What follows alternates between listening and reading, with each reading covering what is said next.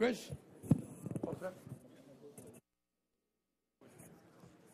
The conference will reconvene. Mr. Chairman, could I just, and by the way, just to let you know, and I apologize to you, but we're going to have about an hour from now, a little less than an hour from now, have at least a couple of votes on the floor of the Senate. I believe we can do most of our business in that interim. I'm sorry? We can certainly do almost a lot of the business. We can do a lot of business.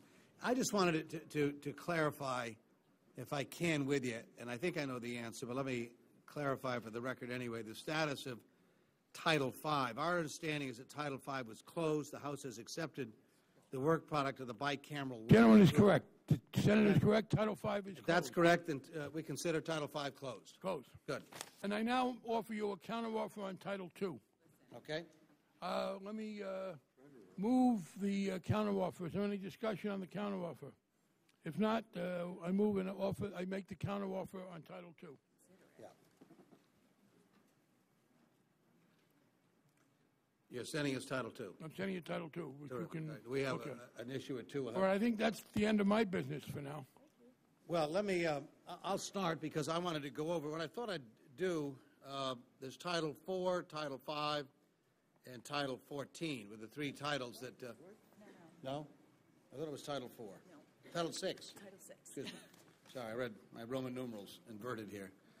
Title VI. And I'll offer a response to Title VI, if I can, and this will, by the time I complete this, my colleagues, I hopefully, on the way over. Will that be helpful or not helpful if your colleagues? They'll be, well, it could be helpful. It could not be helpful, depending upon it. Could be. My colleagues want to join them. I wouldn't mind. Well, I just finished reading our counteroffer to Title VI. No, I am. And let me just say, by the way, I want to thank the House members. I thought Title VI, while a terribly important title, was one of the duller titles, but you made it very interesting. I want to thank the conversation. Anyway, this title is obviously designed to improve the regulation of bank and savings association holding companies and depository institutions. The House offer would add a number of provisions to the text. We agree with, I think it's 10 or 11. The last one you sent us on the issue involving investigations that you had a good debate about.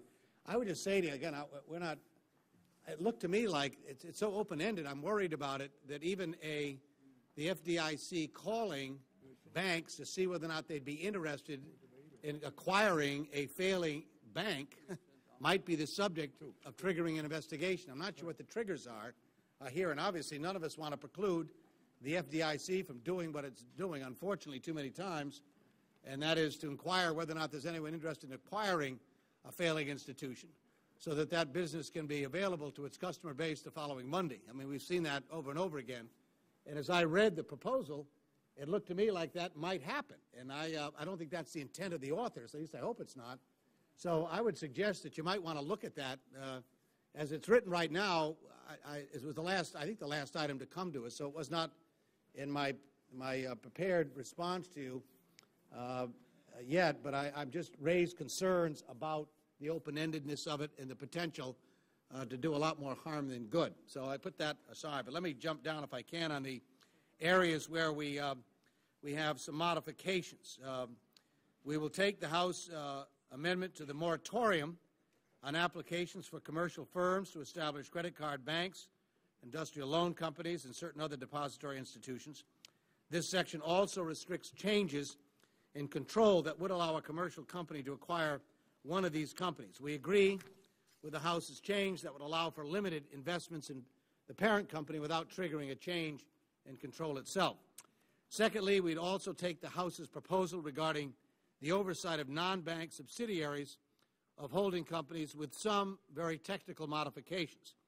The Federal Reserve here would be required to examine non-bank subsidiaries that engage in bank permissible activities. If the Fed doesn't do this, the regulator of the largest depository in the holding company would be entitled to examine and take enforcement against those non-bank subsidiaries. Third, we agreed to include the requirement that savings and loan holding companies remain well capitalized. This is a requirement the Senate bill already imposed on bank holding companies. Four, we agreed to permit the charter conversions of banks and savings associations that are subject to an enforcement order, provided that a conversion is not opposed by either the old or the new regulator of the institution.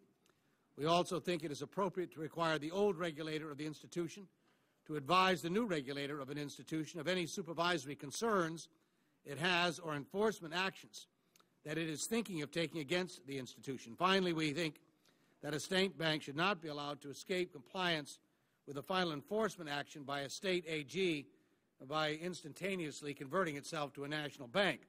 So we've added a provision to prevent this from happening. The House bill struck our provision requiring state banks to comply with national bank lending limits. We're offering an alternative that would only require that state banks above $50 billion to comply with the federal limits. Number 6, our counteroffer includes the House's provision instructing the regulators to make capital standards for holding companies and depository institutions counter-cyclical, so that the amount of capital required increases in times of economic expansion and decreases in times of economic contraction. Number 7, we will take the provision on treatment of dividends by certain mutual holding companies.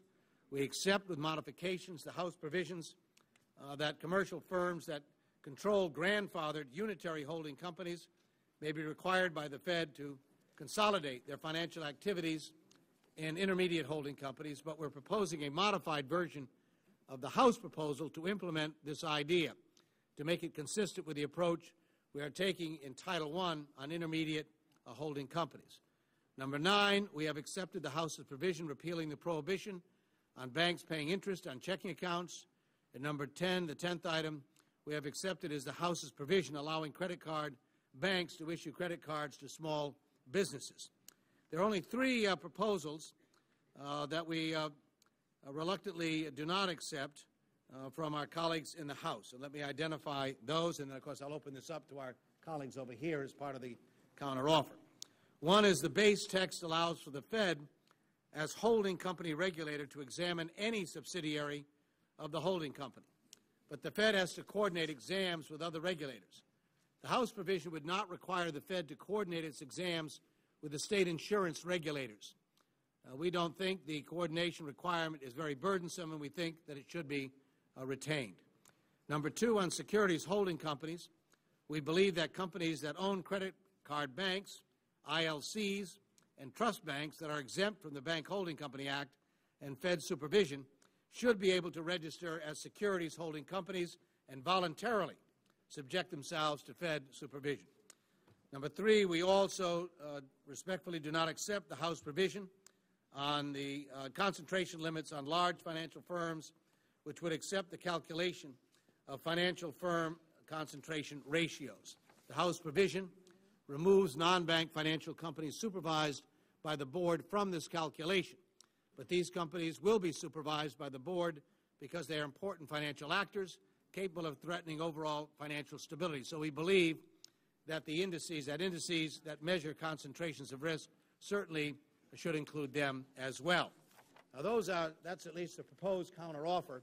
This is a highly technical area. I point out, again, sticking with a script and responding to the offers, I wanted to be exacting in our modifications as well as in our the counteroffers to you.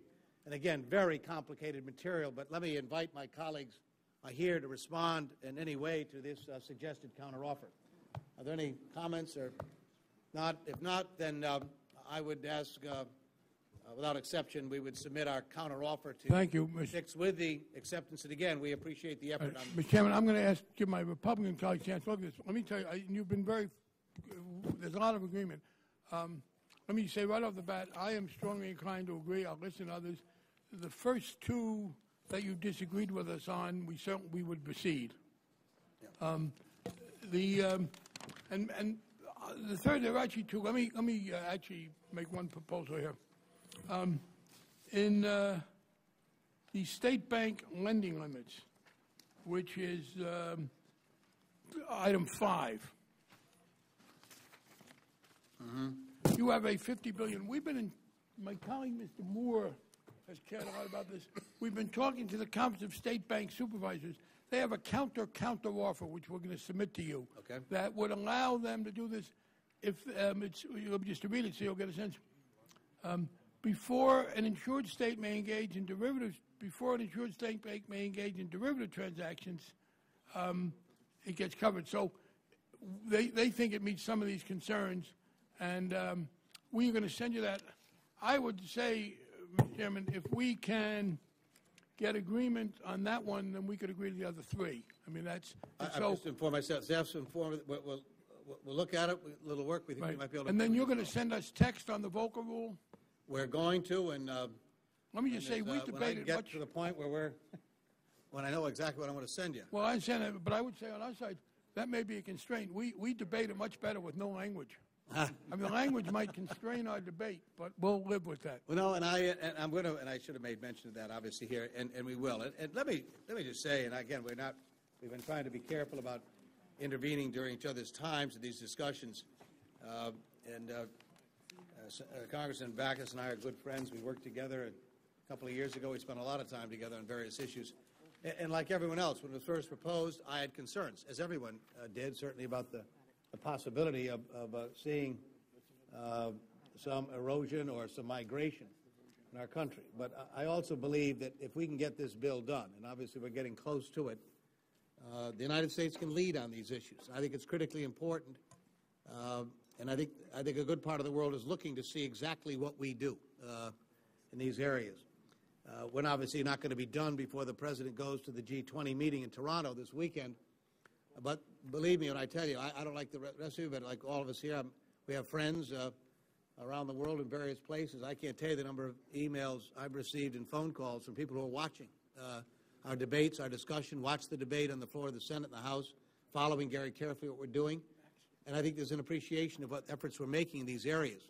So I wouldn't draw the conclusion that the rest of the world was going to move in a different direction, particularly Europe, if we can establish some very sound rules on dealing with proprietary trading. And I think we need to do that, do it balanced, in a balanced way.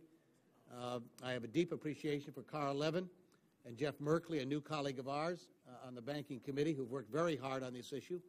And we're trying to reach that understanding. There are others, not members of the conference, that also have a strong interest in the subject matter and trying to strike that balance, which may not satisfy everyone, but to the extent we can, where we put real limitations on putting depositors' funds at risk, which none of us want to see happen, but simultaneously allowing a bank to engage in appropriate and proper hedging, where they have a right to do that. And striking that balance is obviously the challenge. No easy task, I might add, having been through this now for days and trying to find that sweet spot that people can agree with. But I'm hopeful that by the time this afternoon, evening ends, we'll have a proposal that I'll send over, hopefully with the support of my colleagues. Won't be able to send it without that, to you on the so-called VOCA rule. Let me, if I can, we've just say to my colleagues, we've closed Title V, that the House had closed that. We didn't have anything further to add.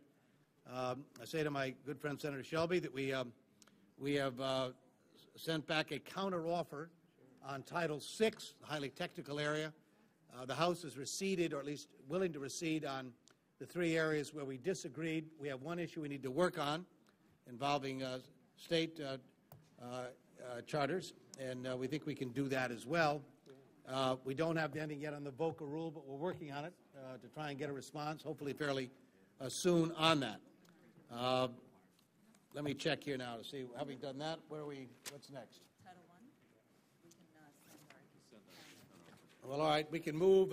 Let me share with my colleagues for a few minutes on the a response to Title I, the systemic risk title. And again, this is a title that, as far as conferees go here, Mark Warner, not a conferee, played a very significant role. I think many of you had the opportunity to listen to Senator Warner the other day talk about this point, and Bob Corker obviously played a very significant role. Those two senators, particularly on our Banking Committee on this title and Title II. The House offer on Title I replaced the conference-based text with the House version of Title I. The House and Senate bills are substantially similar in their approach. Key to both bills are, one, a new Council of Regulators headed by the Treasury to create an advanced warning system on emerging risks to our nation's financial stability, and two, more stringent standards for large and interconnected financial companies to help avoid a repeat of the financial crisis that we've all been going through. We can accept many of the ideas and specific proposals contained in the House bill as amendments to the conference-based text, and we include them in our Senate counteroffer. I won't go through all of them here. Let me just highlight a couple of them if I can. We accept the House provision to add the credit unions, regulatory body, the NCUA, chairman as a member of the council. I'd say Senator Collins of Maine had a strong interest in that provision as one of our, not again a conferee, but as a member of our Senate that expressed interest in that subject matter. Others have as well, I might point out, in the past. We proposed last week that we also accept adding non-voting members to the council, including the director of the Federal Insurance Office, a state banking regulator, state securities regulator, and state insurance regulator. We would modify the Collins Capital Amendment to grandfather the treatment of existing trust-preferred securities of bank holding companies with under $15 billion in assets. This threshold is what the House offered, and we accept. And we would also include the other transition periods and exceptions to the capital rules that we proposed last week. As the House has sought, our counteroffer provides more authority for the Council and the Federal Reserve to differentiate among companies when prescribing heightened standards. Moreover, we accept the House request to allow the Council and the Fed to prescribe alternative stringent controls to risk-based capital and leverage if the standards are too bank-centric and non-appropriate for the company's activities, such as investment company and asset management company activities. The House proposed to direct the Fed to apply a 15-to-1 leverage ratio to large interconnected financial companies. Our counteroffer narrows the application of this limit. We would require the Fed to apply such leverage ratio to a specific company if the Council determines that the company poses a grave threat to the financial stability and that the leverage limit would mitigate the threat. We also accept the House proposal to authorize the Fed to impose limits on short-term debt by large interconnected financial companies, and we would revise our language so that there are jurisdictional disputes, the Council shall make recommendations rather than have the power to make binding decisions. This is something that the Agriculture Committee was concerned about, and we're happy to be able to accommodate Chairman Lincoln of the Senate, Chairman of the Senate Agriculture Committee. In addition to these, there are a number of other proposed language and ideas we accept from the House bill, as well as technical changes. We hope that this counteroffer is acceptable to our colleagues on the House side so that we can finish Title I, of course, move on to other parts of the bill. I don't know if any of my colleagues want to be heard on our counteroffer to Title I. If not, we'll send Title I, our counteroffer, to you. Could you wait just 1 second, Mr. Chairman? Certainly.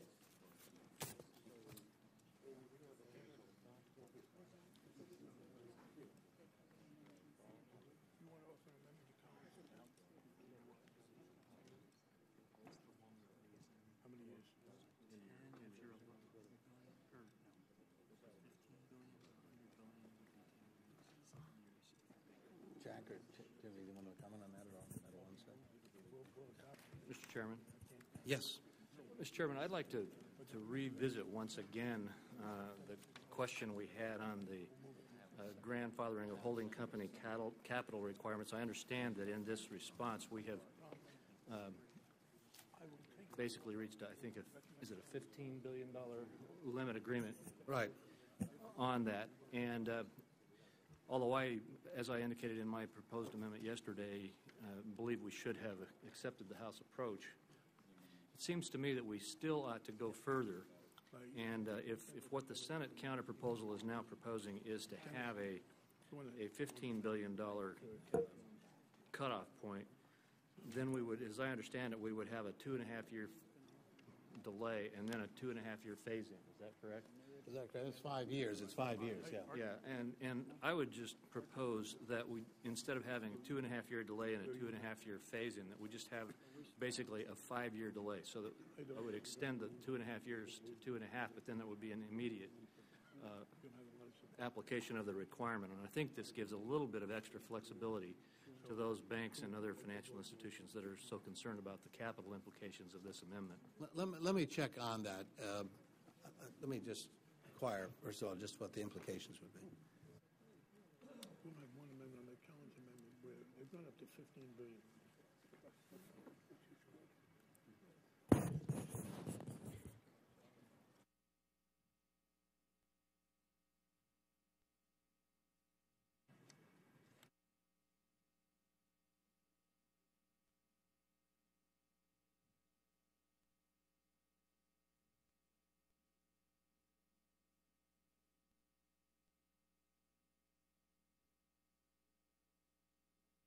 Let me apologize to my colleague. No, I inquiring understand. what the implications are. Here's what I'm told the implications are, is that by requiring the phase-out to begin at 2.5 years, then there's a greater likelihood you're going to get the phase-out. If it doesn't begin until 4 years, 11 months, then there's concern that actually the phase-out, there'll be requests for further delays and so forth, since it begins at the end of the 5 years when companies are probably going to need to begin the process of phasing out and need more time to do so. That's the answer I've been given for why the 2.5 and 2.5. Yeah, and I think the concern about that is that nobody's really sure what happens at the end of 2.5 years, and we've got up to a couple $100 billion of capital that we could end up. The first 2.5, what happens as you begin? How do you begin the 2.5? Yeah, and what happens at the end of that 2.5 year period as we begin phasing in? And I just think there would be greater certainty in terms of us not having the wrong impact on forcing institutions to liquidate capitals too quickly if we gave them this extra time. Interestingly, and this is purely coincidental, I was walking out around the hallways of my office, the Russell office building, and the chairman, I'd say to Barney, the chairman of the New York Fed happens to be walking. I'd never met him before, and raised the issues as to whether or not this time period would be too short or not. Now, just it's one regional Fed chair, so I don't want to suggest this is ex cathedra, but he said absolutely not. He thought that was more than adequate time to do it. So whatever that's worth in the debate or discussion, again, just happened to be the one individual from the the Boston Fed was in town. Well, You want to propose an amendment? I would propose an amendment Okay. that we do that and just ask for a quick roll call. All right. The question is on the, and I described the amendment. Is it written now? Basically, yes, it is. It would simply strike 2013 and insert 2015 in the response.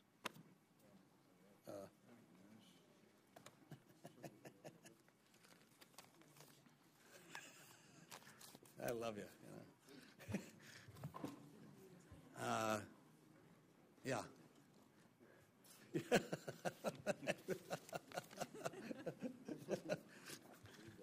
No, you don't want to. Let me, the clerk will hand out the amendment.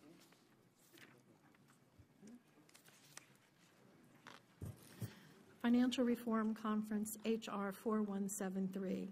Amendment to Title I by Mr. The Crapo. clerk will consider the amendment as read, and I think Senator Crapo described the amendment well. The point would be that instead of having a 2.5 year, you begin to phase out, it would just be the 5 years, and you'd begin at the conclusion of the 5 years, roughly. That's correct, and we don't need to debate it any further unless. And let me say this, and I'm going to vote against the amendment, but we're going to be here another 24 hours. So let me pursue and ask if it's something that comes back, and I'll be more than happy to offer the amendment to bring it back. We can do that. Again, it's one of those issues where I don't know who exactly right on the issue, but I think there's some logic to the idea that if you begin the phase out, it's more likely to occur than if you don't. So I'll ask for my colleagues. All those in favor of the Crapo amendment say aye. Those opposed, no. No. The noes appear to have it. The noes have it. We wouldn't have a roll call on We don't have a roll call. Let me try and figure it out. Yeah. With that, unless there's further debate on Title I counteroffer, we'd submit all those in favor of Title I counteroffer will say aye. Aye. Those opposed, nay. The ayes appear to have it. The ayes have it, and we submit to our colleague. All right, Mr. Chairman, we're ready to respond. We are ready to agree to all of it with one amendment. And I'm going to now recognize Mr. Moore. Maybe my Republican colleagues have, but I recognize the gentleman from Kansas, Mr. Moore, to offer an amendment to the counteroffer. The clerk will designate the amendment.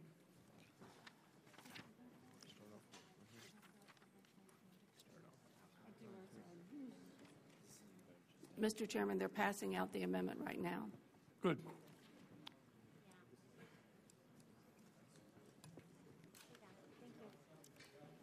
Coming back. That'll be. We'll be ready to get your response later today or tomorrow, and that'll end it. We agree to the whole offer with one further amendment that may get adopted that we will submit to. All right, the gentleman from Kansas is now recognized for 5 minutes on his amendment. Thank you, Mr. Chairman. I appreciate the work that Senator Collins has done with her amendment.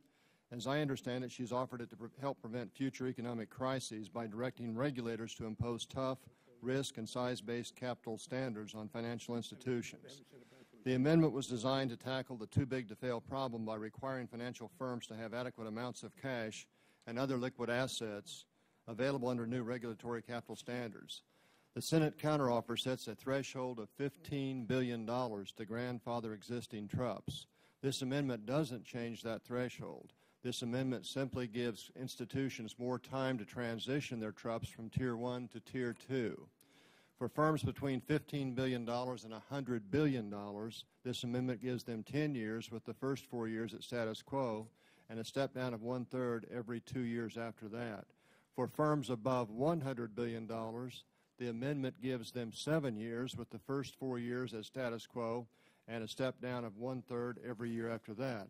This longer phase-in will give firms more time to raise other kinds of Tier 1 capital and ensure there is no fire sale situation that these instruments must be sold off quickly. I urge my colleagues to support it. Mr. Chairman, I yield back. We're both.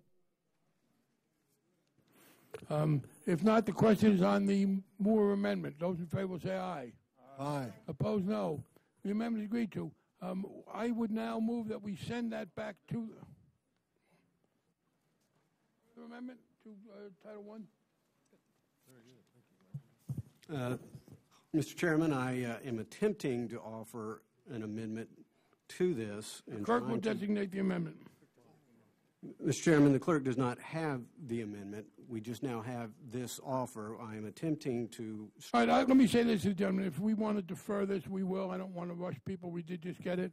We don't have to do it right now. If the gentleman would like some more time, we will defer it. Thank the Chairman. We will then note that we have proposed an amendment to Title I, but we may have a further one, and we will send it back to the Senate at some point, either later tonight or first thing in the morning. It will consist of one or maybe two amendments. So, and then we'll be ready for response. Mr. Chairman, just for a point of clarification, if it would be helpful to the conference, it will be an amendment to strike the Office of Financial Research. Okay. Let me say this. That's pretty clear cut. Is there? I would be willing to ask for unanimous consent to consider it without it being written. That seems pretty clear cut. Is there any objection to the gentleman from Texas being able to offer the amendment without it being written? I hear none. It's the gentleman's option. If he's ready to go ahead, I don't want to rush. I'd be happy to go ahead, Mr. Chairman. All right. So with unanimous consent, we now have before us an amendment to strike the Office of Financial Research from the Senate offer. Can I make and Grant, I want to apologize to our House colleagues, but I was chatting with one of my colleagues here about something else. I didn't follow the amendment that you just... The amendment by Mr. Moore would increase the phase-in period for banks above the $15 billion cutoff on the trust preferreds. From what to what? From 5 to what? For banks above $100 billion, it would be 7 years, and for others, it would be 10 years. Is that correct? That's right. That's correct, Mr. Chairman. So it's, and we'll send it. It would. So it's for banks between 15 and 100, they would get 10 years. For banks above 100, they would get 7 years. That's the amendment. The gentleman from Texas is now recognized. Thank you, Mr. Chairman. The language that we're attempting to strike here is Section 152, page 63, the Office of Financial Research. The bill creates a new data center and mandates that it collects and maintain, quote, all data necessary to monitor the financial system. Under Section 1022, the new Consumer Financial Protection Bureau could collect any information that it chooses from businesses, from consumers, including personal characteristics and financial information. Americans could be required to provide this new agency with written answers under oath to any question posed by the Bureau regarding their personal financial information. This office would have subpoena power, unlimited funding to mine and monitor every financial transaction everywhere in the country. These new agencies would not be subject, as I understand it, to the congressional budget or appropriations process, executive branch oversight of their budgets, or frankly any other oversight of their funding. Essentially, the federal government would now be able to track what you buy, who you buy it from, when you buy it. This information could be shared with numerous government agencies, no limits to what the government agencies could do with this information.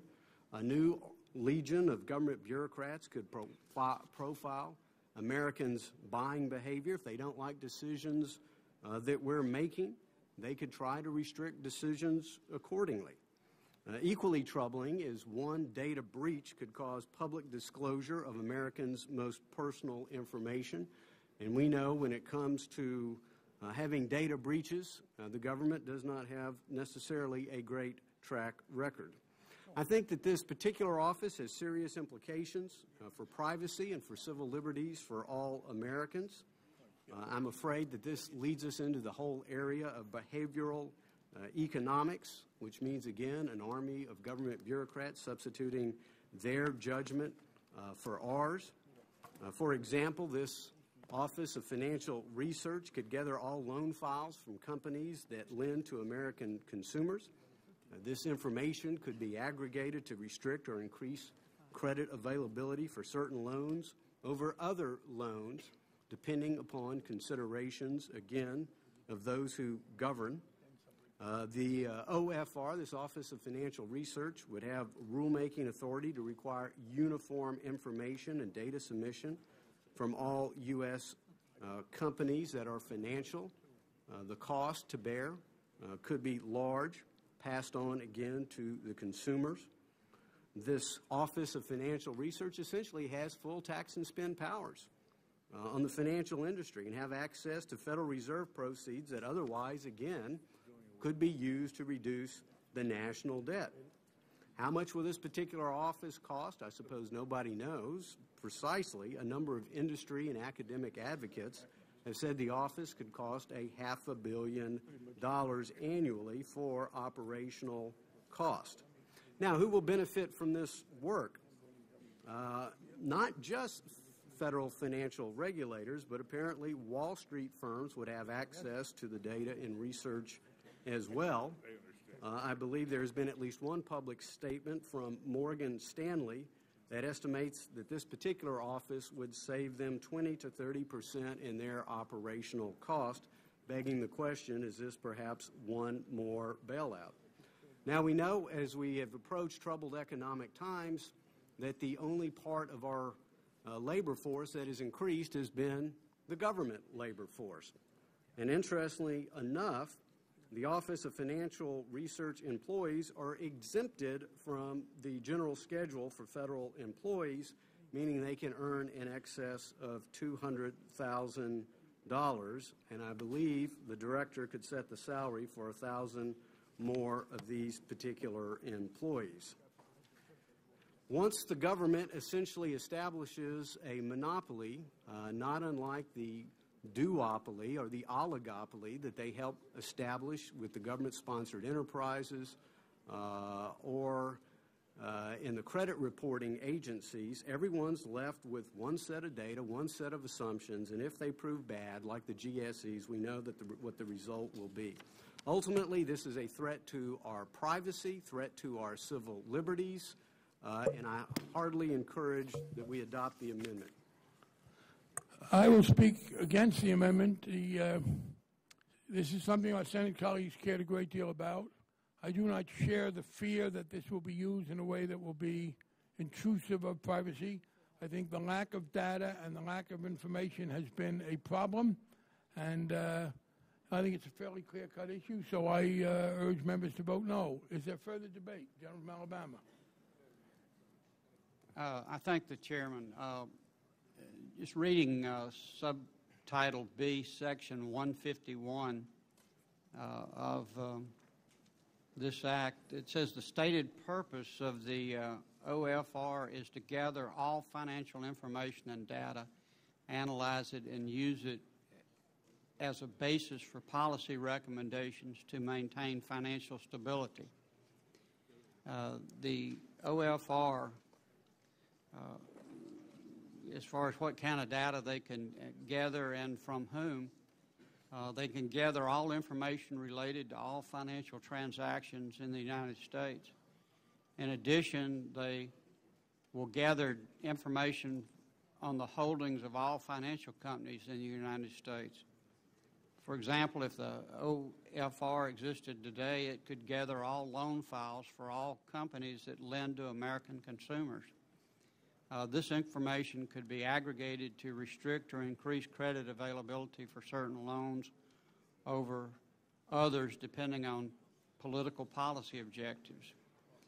The rulemaking authority, it has rulemaking authority to require uniform information and data submission from all U.S. companies that are financial. It also has authority to subpoena data and information. This is a new federal agency. The director of this agency is not accountable to Congress, the President, or the Treasury Secretary. The director of OFR would have sole discretion on all OFR matters. The director could contradict the President and the Treasury Secretary publicly on all matters related to financial stability. In other words, dollar policy, fiscal policy, monetary policy. The OFR will have full tax and spend powers on the financial industry, and it will have access, as Mr. Hensling said, to Federal Reserve proceeds that are otherwise used to reduce the national debt. How much will it cost? Well, the director will set the budget of OFR without obtaining approval from any other government official. And I think Mr. Hensling also said that academic and industry advocates say the office will require $400 to $500 million annually for operational costs.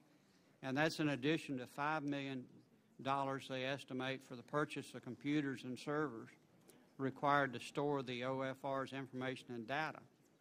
Now, the federal financial regulators will have access to this data and research, but in addition, and if you missed it, what he said about that, Wall Street firms will also have access to this data and research, not individuals or small companies, but currently private market companies provide all these services to Wall Street firms. But now that'll be provided without cost, at least it appears to, by the OFR. And as he said, Morgan Stanley's operational costs could be reduced 20 or 30%, theirs alone. And if you remember that the director, we're going to have 1,000 or more new OFR employees. They're exempted from the general schedule for federal employees. So these OFR employees could earn in excess of $200,000. That is in addition to all benefits for their spouse or domestic partners. They also have flexible... Will the gentleman yield? Yes. Does it grant benefits to domestic partners in there? Yeah, you might want to. Good. And then they can have telework options. But anyway, so we're talking about a lot of money, a lot of data, and among other things, we can share that data with these Wall Street firms, which you say you want to punish, but you're going to actually provide them with several $100 million worth of free service that private companies today provide. So I guess you put the private companies out of business, at least in that regard. Is there further discussion? Gentleman from New Jersey. I thank the chair, and I commend the gentleman from Texas for his amendment to protect the privacy of Americans.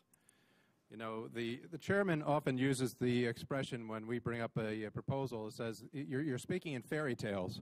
Well, quite honestly, Chairman, in this case, I think the chairman, with all due respect, is speaking in fairy tales if you do not consider the fact that this legislation, the base bill, would allow the director to have just unfettered authority and legal ability to involve itself into the private lives of Americans to a degree that no one ever heretofore anticipated the federal government would be allowed to do so.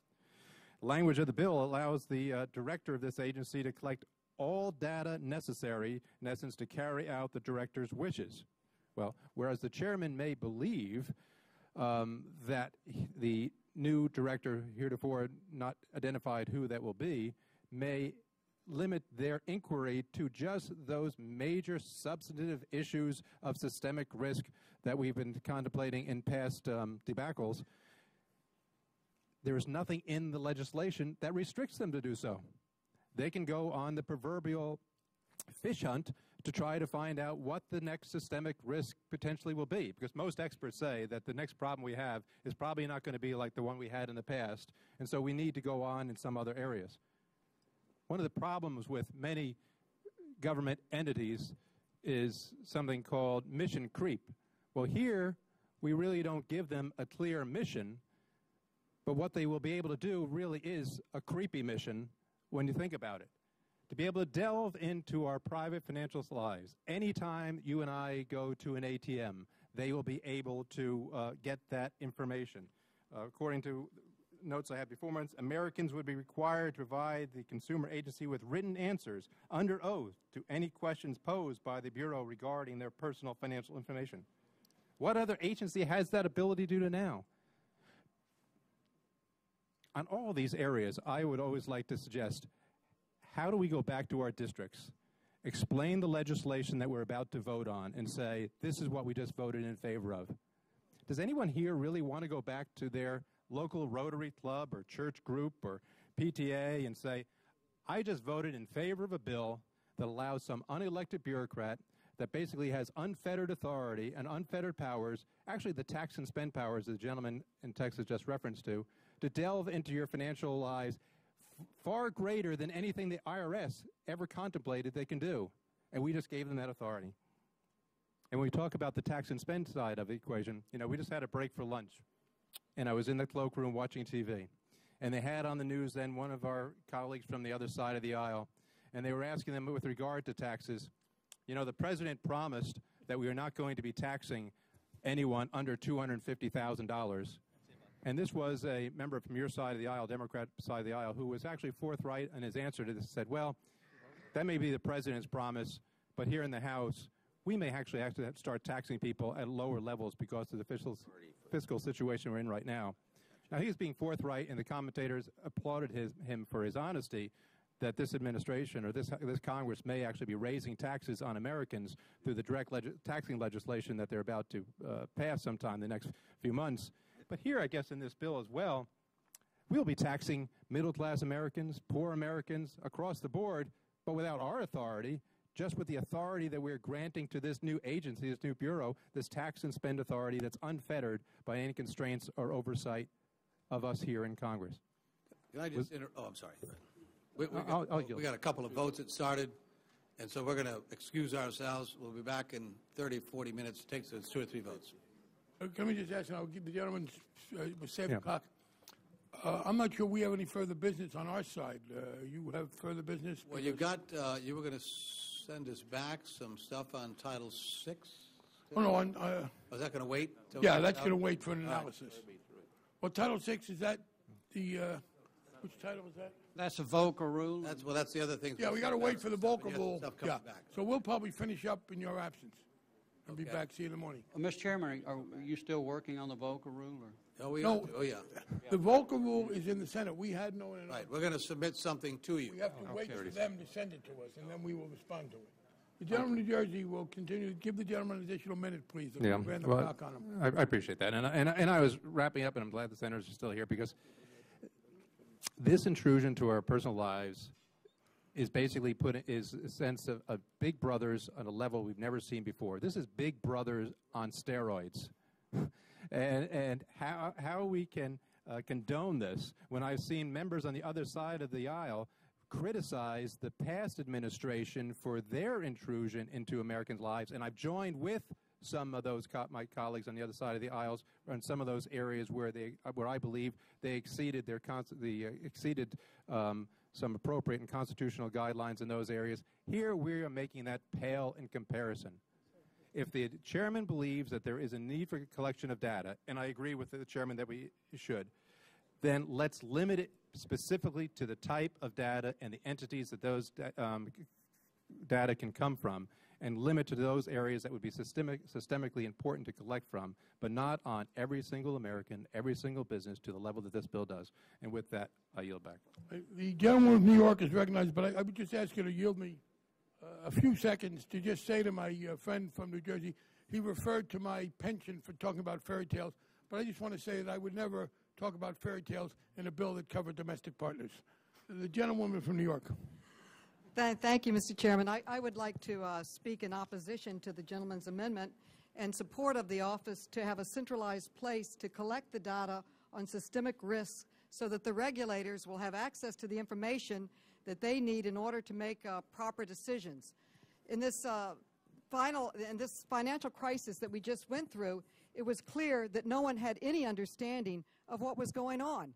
If you just take the example of AIG, on day one, they said they didn't need any money. By day two, they needed $35 billion. By the end of the week, they needed another $50 billion. And this went on and on to the tune of $185 billion, giving a clear example that no one had any understanding of the risk that was associated with that failure of that important company.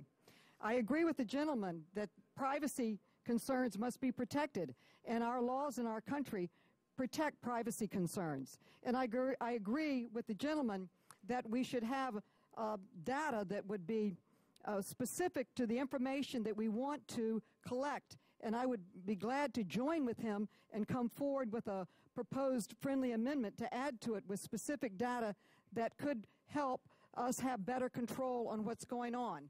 Right now, the information is nowhere. We're going to have several clearinghouses, and no one is going to be able to know exactly what's happening. May I give one example? Our committee passed almost overwhelmingly. Only one person in the United States House of Representatives voted against it. My bill to track the $700 billion in TARP money. Our constituents were asking, where did the money go? We still don't know where that $700 billion. It never passed the Senate, but we should be able to track that money and know where it is. And the gentleman voted for that. The purpose of this is to also be able to track and know where the money is at the end of the day, where the exposure is. And certainly it's not to invade the privacy of individuals. It's to provide information on systemic risk in one place. I remember when we were doing our TARP bill, some financial institutions said we didn't need it. And we did one study. They said this information is available. In one bank, it's true the information was available, but it was in 25 different offices, totally unusable unless it was combined and put into a usable place. If we can track within 1 hour where every UPS package is in America, we can track the exposure, the systemic risk, the leverage in our financial institutions. And at this point, that's not in this bill. This office is where the Senate has proposed that it be. I think it's important. The protections for privacy, I share your concerns, and there is oversight of this office by Congress, as we have in many other instances, and I believe it's a good government management tool that would be helpful in helping us track it. And again, I offer my time to work with you on coming up with suggested elements that should be in this systemic risk tracking data information system that would help the regulators who are tracking and looking for safety and soundness daily. Would the gentlelady yield? I yield back the balance of my time. Well, let me recognize myself, and I would yield briefly to the gentleman from Texas. Thank you. The question I had, I heard the gentlelady say that there would be congressional oversight of this Office of Financial Research. I'm finding, I don't find that in the underlying. Let me take back my time to say this. The gentlewoman did say, maybe we can work something out. Tomorrow is going to be a day when we can revisit, because we have, having done this, we've made a revisit day. Let me make the offer. If this wins, members can still vote for the amendment. But if the amendment loses, I would be amenable to having us work on a potential further offer to the Senate to put in some of the safeguards. With that, the question is on the amendment. All those in favor will say aye. Opposed, no. No. The noes have it. The gentleman asked for a recorded vote. On this, it is the Financial Services Committee and the Committee on Oversight and Government Reform, whose interest in this was obviously heightened. So the clerk will call the roll for Financial Services and Government Reform. Mr. Chairman. No. Chairman votes no. Mr. Kanjorski. No. Mr. Kanjorski votes no. Ms. Waters. No. Ms. Waters votes no. Mrs. Maloney. No. Mrs. Maloney votes no. Mr. Gutierrez. No by proxy. Mr. Gutierrez votes no by proxy. Mr. Watt. No. Mr. Watt votes no. Mr. Meeks. No. Mr. Meeks votes no. Mr. Moore. No. Mr. Moore votes no. Ms. Kilroy. No. Ms. Kilroy votes no. Mr. Peters. No. Mr. Peters votes no. Mr. Towns. No by proxy. Mr. Towns votes no by proxy. Mr. Cummings. No by proxy. Mr. Cummings votes no by proxy. Mr. Backus. Aye. Mr. Backus votes aye. Mr. Royce. Aye. Mr. Royce votes aye. Mrs. Biggert. Aye. Mrs. Biggert votes aye. Mrs. Capito. Mrs. Capito votes aye. Mr. Henserling. Mr. Henserling votes aye. Mr. Garrett. Aye. Mr. Garrett votes Clerk, aye. Mr. sorry. Isa. Mr. Isa. Mr. Aye by Isa. proxy. Mr. Isa votes aye by proxy. Clerk will report. Mr. Chairman, on that roll call, the ayes are 7 and the nays are 12. And the amendment is defeated. The question is now on sending the Senate our counteroffer, which basically is accepting everything they did plus the Moore amendment. All those in favor say aye. Aye. Opposed, no. The ayes have it, and the offer is submitted. I don't believe we have any further business at this point. Let me just hold off for 1 second. We'd like you to get anywhere on Title IX? Well, we haven't got to the title yet. When do we do the, we haven't gotten the offer yet. What is that? We haven't gotten an offer yet. The Senate has had the vote. We have concluded the 2 titles we had, and we've given the Senate our responses. I'm going to announce to House members that there will be no further House votes for today. We will come in at 9:30 tomorrow morning, and we will finish the bill. So, like, bring lunch and whatever else. We'll even ask them, we'll have some drinks and things, but we do want to come in. We have made a great deal of progress. We will have 2 issues of major importance tomorrow. The Senate will tonight send us their version of the Volcker Rule. We will begin with a debate tomorrow on whether or not we acquiesce in the Senate on the Volcker Rule, and we will then get to derivatives, and then we will return to cleanups. I've circulated some that I think are relatively non-controversial. This is a chance for us to revisit, and I say that because ordinarily you finish a committee process and you go to the floor, and a manager's amendment can be in order to clean things up. But the conference report will not be subject to such an amendment. So we're using, tomorrow afternoon and into the evening, if necessary, for the equivalent of the kind of technical cleanup that you do when you get to the floor, since the conference report is not amendable. It is subject, people should understand, the House having passed the bill first. If we get a conference report, the House will report it to the House first. It is then subject, I believe, to a motion to recommit in the House, because there will be a conference committee to which it can be recommitted. If the House passes it and it goes to the Senate, no motion to recommit would then be in order because the conference would no longer exist.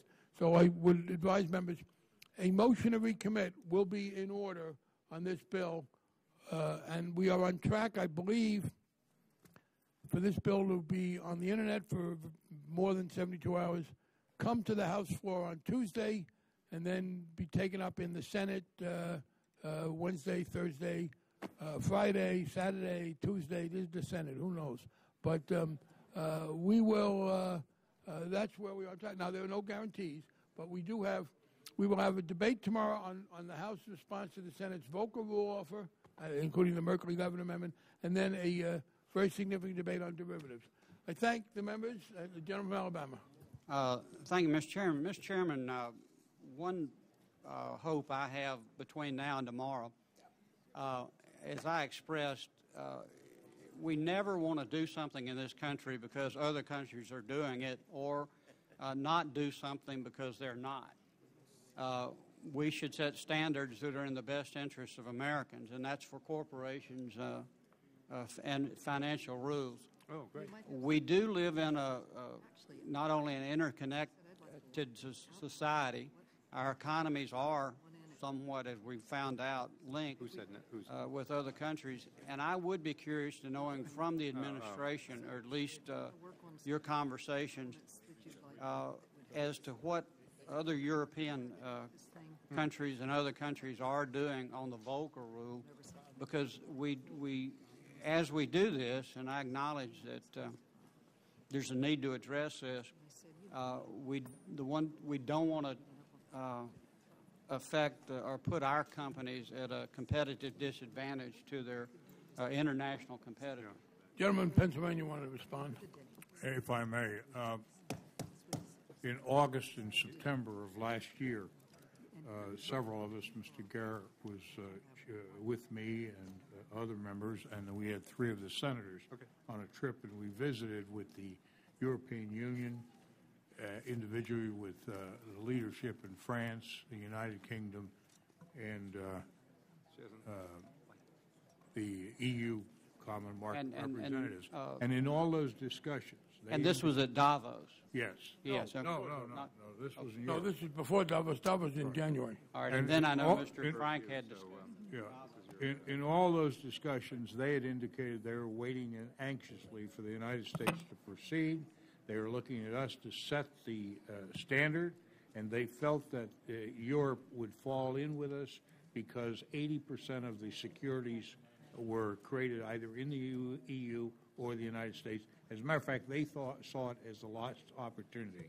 And in the 2 instances, which later became the Too Big to Fail Amendment and the Volcker Rule, we had discussed what that would mean, and they, in every instance, gave an indication they were on track with that. If the gentleman would yield me, just let me give one example. I understand this is a very important concern. I think we are united in this. We got into risk retention, and Mr. McCreevy, the former markets commissioner of the EU, whom we all knew, told me that it was because we began risk retention. He had been pushing for risk retention and was having some difficulty getting it accepted because of the ministry resistance. After we initiated it in one of our earlier mortgage bills, he then said to them, hey, America's doing it, we should do it. And so there is this constant process. But I will do this. The gentleman's got a very serious issue. I will ask the staff today to ask the Secretary of the Treasury to send us a letter responsive to the gentleman's concerns that we would be able to read and distribute tomorrow by, I know they're busy, but they shouldn't take them too long. So would the staff please ask, my guess is the Treasury is represented here. So could we get a letter from Secretary Geithner, I think, or Mr. Summers, some appropriate White House official, giving us some indication of particularly how the Volcker Rule would appear to play elsewhere. With that, we are in recess as the House until tomorrow morning.